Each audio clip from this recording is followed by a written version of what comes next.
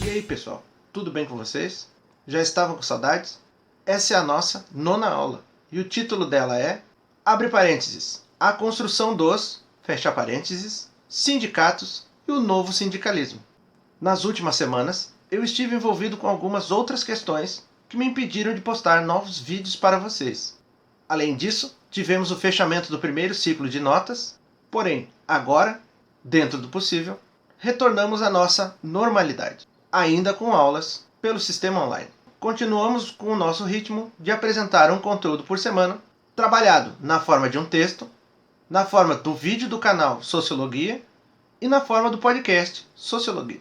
E como sempre, para que esse vídeo não fique muito longo, eu vou fazer uma explicação bem básica sobre o tema, que vai ser complementada pelo podcast Sociologia e complementa o texto que já está disponível no sistema online. Em breve, teremos a nossa avaliação referente às aulas 9 e 10 e também as recuperações paralelas relativas às nossas atividades anteriores.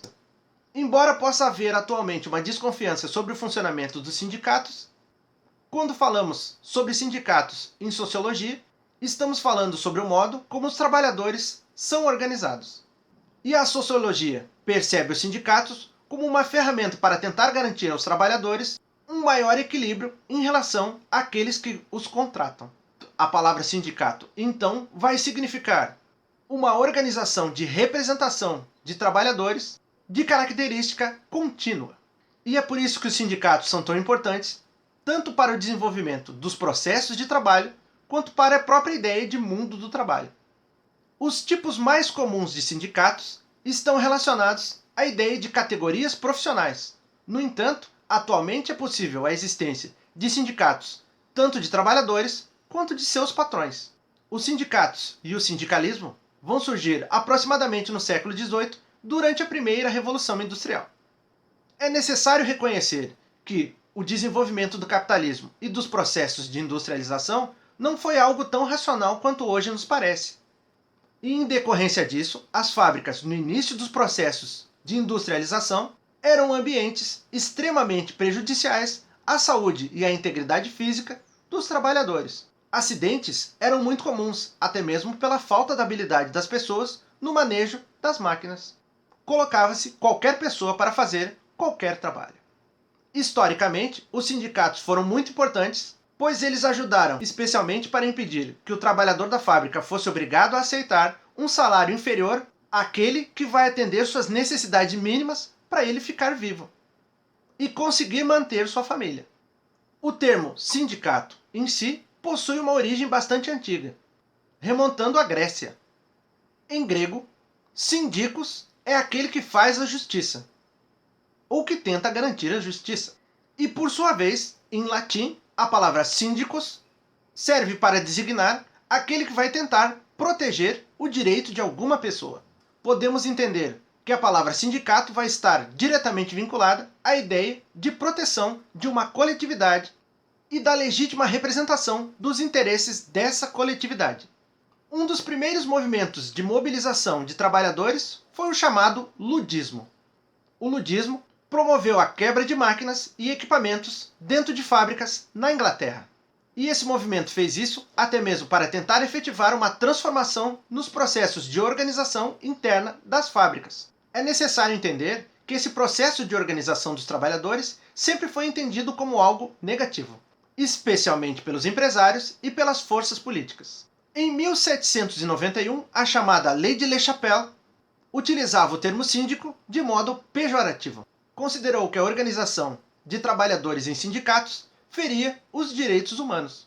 Em 1824, já na Inglaterra, vai surgir uma primeira legislação sobre sindicatos, a chamada Lei das Associações Livres de Operários.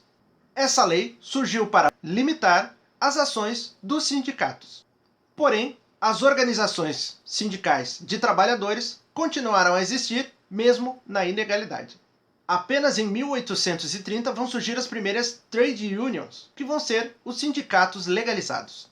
Vão brigar pela existência de um salário mínimo aplicável a toda uma categoria de trabalhadores. Em 1886, foi criada nos Estados Unidos a Federação Americana do Trabalho, uma espécie de sindicato voltado para o que se chamou de sindicalismo de resultado. No Brasil, já no século XIX, vão surgir as primeiras uniões operárias, que são o embrião para os sindicatos. Em 1858, cabe destacar a realização da primeira greve dentro do Brasil, que foi a greve dos tipógrafos do Rio de Janeiro. Durante a Primeira Guerra Mundial, eclodiram diversas greves por todo o Brasil, criando, a partir daí, um forte movimento operário brasileiro. Já na década de 1930, durante a Era Vargas, foram criados mecanismos de controle dos sindicatos. Nessa época, os sindicatos passaram a operar sob a tutela do governo federal, sob vigilância do então criado Ministério do Trabalho. Durante a Era Vargas, foi criado o chamado Imposto Sindical, única forma legal de sustentar os sindicatos. E durante o regime militar, já na década de 60, os sindicatos conseguiram algumas vitórias importantes, principalmente envolvendo mudanças na jornada de trabalho. Já na década de 80, depois do processo de redemocratização, começam a surgir os primeiros partidos de categorias. E alguns políticos com atuação sindical a partir do final do regime militar conseguiram vitórias importantes. Uma delas foi, por exemplo, colocar o direito do trabalho como um direito previsto na Constituição, como parte dos chamados direitos sociais. E essa foi a nossa aula de hoje, pessoal. Aproveitem e se inscrevam no canal Sociologia e deixem o seu joinha. As informações relativas a essa aula complementam aquele texto que já está disponível no sistema online. Do mesmo modo, vocês encontram informações adicionais sobre o tema dessa aula no nosso podcast Sociologia. E se vocês tiverem alguma dúvida relativa ao conteúdo dessa aula ou ao conteúdo do podcast, pode perguntar, que eu prometo que eu respondo o mais rápido possível. Nos vemos na nossa próxima aula, que vai ser lançada em breve. E lembre-se, se possível, fiquem em casa. E se tiverem que sair de casa, usem máscara. Até a próxima, pessoal!